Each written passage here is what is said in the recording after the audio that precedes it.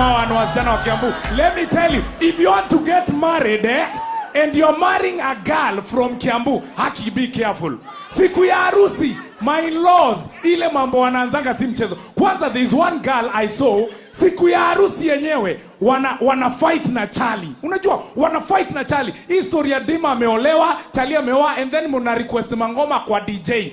Be careful the songs you're going to request. Aki, hii ilikuwa ya ukweli. Charlie ameingia, ni siku ya harusi, amevaa poa, anaingia ako, mimi ngoma yangu lazima DJ nchezee.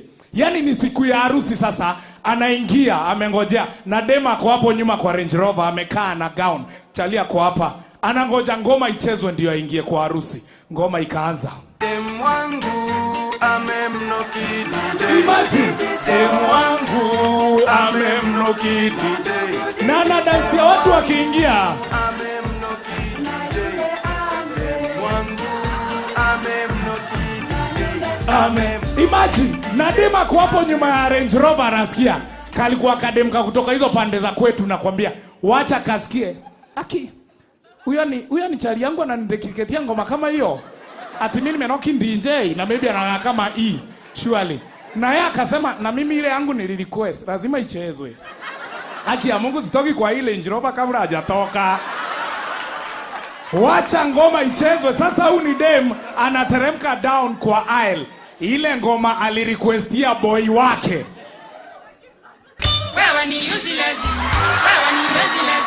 Kaishi mwanangu. Na akaanza kudance.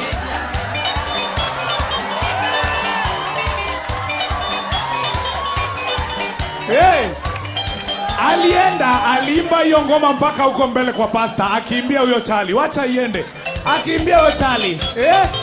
Alafu maisha usinilezi. Wewe ni useless.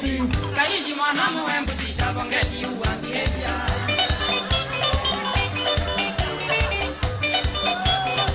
Alafu hajaanza hivi za hapa.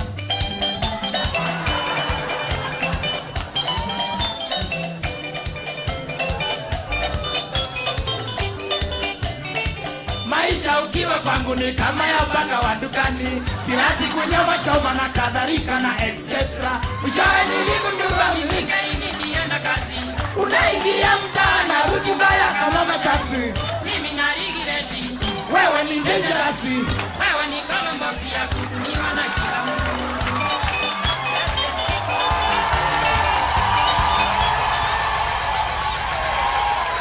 Thank you, ladies and gentlemen, for watching Chachi Raw. See you next week. I've been your host,